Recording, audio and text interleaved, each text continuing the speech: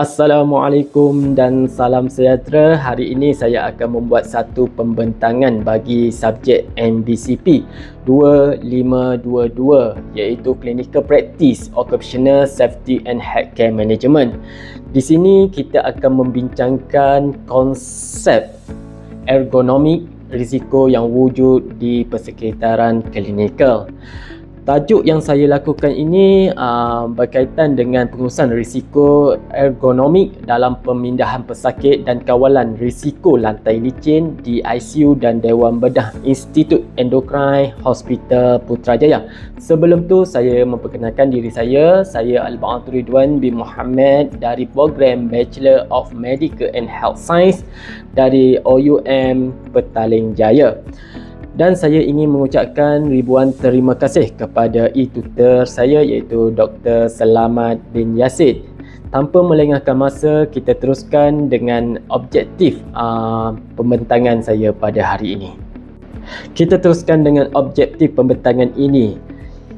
Kita menekankan yang pertama adalah memahami konsep ergonomik dalam persekitaran kerja kesihatan, dan kedua adalah mengenal pasti risiko ergonomik yang sering dihadapi oleh kaki tangan perubatan, dan yang ketiga adalah menyediakan strategi untuk mengurangkan risiko tersebut dan meningkatkan produktiviti, dan yang terakhir sekali adalah kita akan menekankan kepentingan keselamatan fizikal dan psikososial bagi pesakit dan kaki tangan.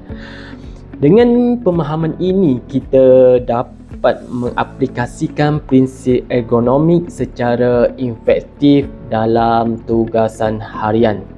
Kita terus ke slide selanjutnya. Apa itu ergonomik? Ergonomik adalah seni dan sains menyesuaikan pekerjaan persekitaran dan peralatan dengan kemampuan manusia. Fokus utama adalah keselamatan, keselesaan dan prestasi optimum. Contohnya, postur badan semasa mengangkat atau memindahkan pesakit, susunan peralatan di Dewan Bedah dan pengurusan hazard fizikal seperti lantai licin atau kabel berselerak. Ergonomik bukan sahaja mencegah kecederaan tetapi juga meningkatkan produktiviti dan kesejahteraan fizikal serta mental kaki tangan itu sendiri. Okey, kita teruskan dengan slide selanjutnya. Seterusnya kita pergi kepada risiko ergonomik di persekitaran klinikal. Di ICU dan Dewan Bedah, kaki tangan perubatan menghadapi pelbagai risiko ergonomik. Antaranya yang pertama adalah kecederaan muskuloskeletal iaitu sakit belakang, leher, bahu, kecederaan akibat pemindahan pesakit ataupun cara mengangkat barang yang tidak betul. Yang kedua adalah hazard fizikal ataupun bahaya fizikal iaitu lantai licin, kabel berselerak boleh menyebabkan risiko tergelincir dan jatuh kepada kaki tangan kesihatan. Dan ketiga adalah keletihan fizikal bagi petugas kesihatan sendiri ataupun petugas perubatan. Kerja shift mereka terlalu panjang dan tugas berulang boleh mengakibatkan keletihan kepada petugas-petugas kesihatan. Dan yang terakhir sekali adalah tekanan psikososial.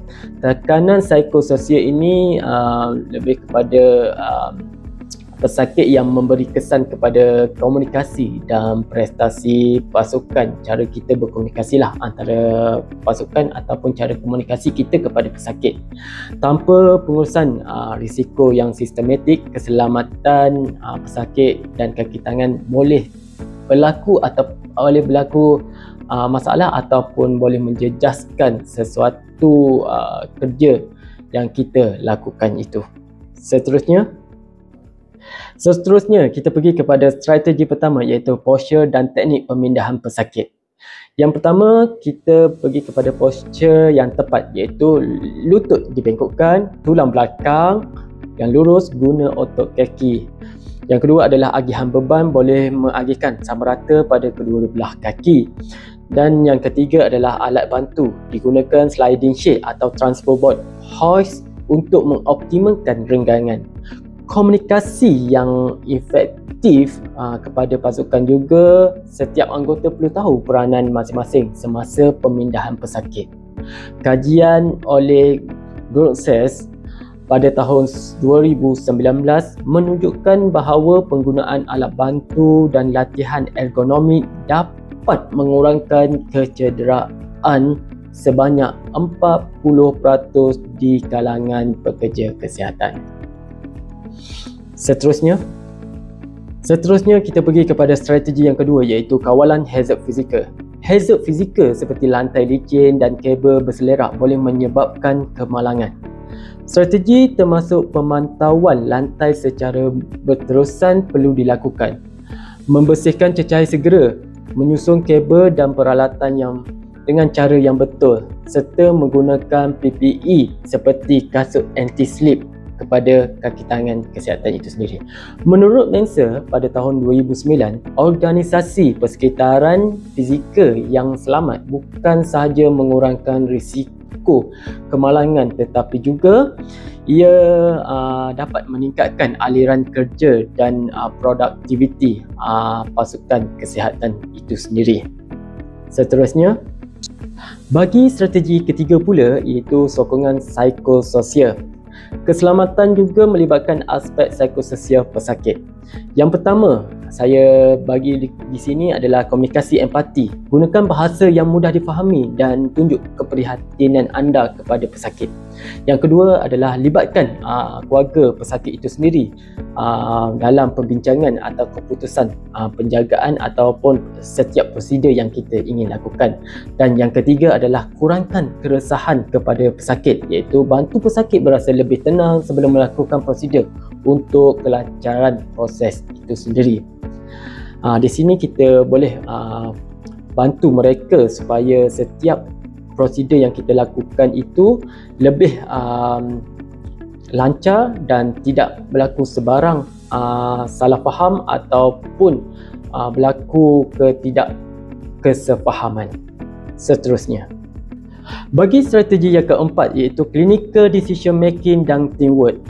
Di sini saya berikan 4, iaitu yang pertama, membuat keputusan klinikal pantas dan tepat. Yang kedua, closed loop communication. Yang ketiga, pembahagian tugas jelas. Keempat adalah kolaborasi interprofesional. Keupayaan membuat keputusan klinikal yang cepat dan tepat sangat penting. Contohnya, menangguhkan prosedur jika lantai licin atau alat tidak sedia. Kerjasama antara pasukan, iaitu penolong pegawai perubatan, jururawat dan doktor, memastikan setiap arahan difahami dan jelas untuk mengelakkan kekeliruan. Komunikasi closed loop membantu meminimumkan kesilapan prosedur di setiap aktiviti ataupun tugasan klinikal yang kita lakukan itu. Seterusnya kita pergi kepada manfaat ergonomik. Di sini saya berikan 4, iaitu yang pertama adalah kurangkan kecederaan kepada kaki tangan kesihatan. Yang kedua, tingkatkan produktiviti dan kesejahteraan. Yang ketiga adalah keselamatan pesakit terjamin, dan terakhir adalah budaya keselamatan. Di sini saya boleh simpulkan adalah penerapan ergonomik yang baik membawa manfaat seperti mengurangkan kecederaan kepada kaki tangan kesihatan itu sendiri, meningkatkan produktiviti dan kesejahteraan serta memastikan keselamatan pesakit. Kesemua ini menyokong budaya keselamatan di hospital ataupun di tempat klinikal dan boleh meningkatkan keberkesanan setiap prosedur klinikal yang kita lakukan. Kita pergi ke slide selanjutnya. Seterusnya kita pergi kepada kajian kes klinikal. Di sini saya berikan 3, iaitu yang pertama adalah pemindahan pesakit kritikal di ICU. Perlu selamat dengan posture yang betul. Yang kedua adalah di dalam dewan bedah, hazard fizikal perlu dikawal seperti lantai dan PPE yang digunakan. Yang ketiga adalah sokongan psikososial kepada pesakit untuk melakukan prosedur yang akan dijalankan. Sebagai contoh, yang saya lakukan praktikal adalah semasa pemindahan pesakit kritikal di ICU, posture betul dan kerjasama pasukan membolehkan pemindahan pesakit dengan selamat. Di dewan bedah pula, pengurusan hazard fizikal seperti lantai licin dan penggunaan PPE mengurangkan risiko tergelincir. Sokongan psikososial kepada pesakit sebelum melakukan prosedur pembedahan seperti pembedahan endokrin ataupun neuro boleh melakukan ataupun membantu prosedur itu berjalan lancar. Ini menekankan bahawa ergonomik dan OSH holistik adalah sangat penting. Seterusnya kita pergi kepada kesimpulan. Kesimpulan klinikal yang saya lakukan di sini cuma saya ambil 3, iaitu yang pertama, ergonomi melibatkan aspek fizikal, psikososial dan organisasi. Dan yang kedua adalah strategi, iaitu posture dan alat bantu untuk mengangkat pesakit. Kawalan hazard, sokongan psikososial, clinical decision making. Dan yang terakhir adalah yang ketiga, penerapan bersepadu meningkatkan keselamatan dan produktiviti. Keselamatan dan produktiviti bergantung pada penerapan prinsip ergonomik secara menyeluruh, bukan sahaja bagi kaki tangan tetapi juga kepada pesakit itu sendiri. Ini merupakan rujukan utama yang saya ambil, iaitu yang pertama adalah Nelson A dan Baptiste A pada tahun 2019 yang menyatakan evidence-based practice for safe patient handling and movement orthopedic nursing pada muka surat 23 hingga 32. Yang kedua adalah Smith, M, J dan Crayon P pada tahun 2018 yang menyatakan Work System Design for Patient Safety, the Role of Ergonomic, Human Factor and Ergonomic in Healthcare pada muka surat 123 dan 136.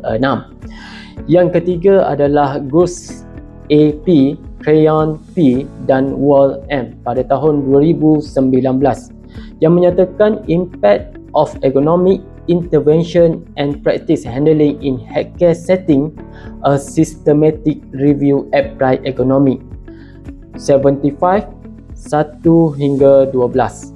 Dan yang terakhir adalah Mansell T pada tahun 2009 yang menyatakan teamwork and patient safety in dynamic domain of healthcare, a review of the lecture, anesthesiological schedule pada muka surat 143 hingga 151. Saya rasa sampai di sini saja pembentangan saya pada hari ini. Sekian, terima kasih. Diharapkan setiap pembentangan yang saya berikan dapat memberi pemahaman yang jelas mengenai pengurusan risiko ergonomik di Institut Endokrin Hospital Putrajaya. Di sini saya ingin ucapkan terima kasih kepada tutor saya, iaitu Dr. Selamat bin Yassin, di atas tunjuk ajar beliau dalam pengurusan OSH itu sendiri. Sekian saja dari saya. Assalamualaikum dan salam sejahtera.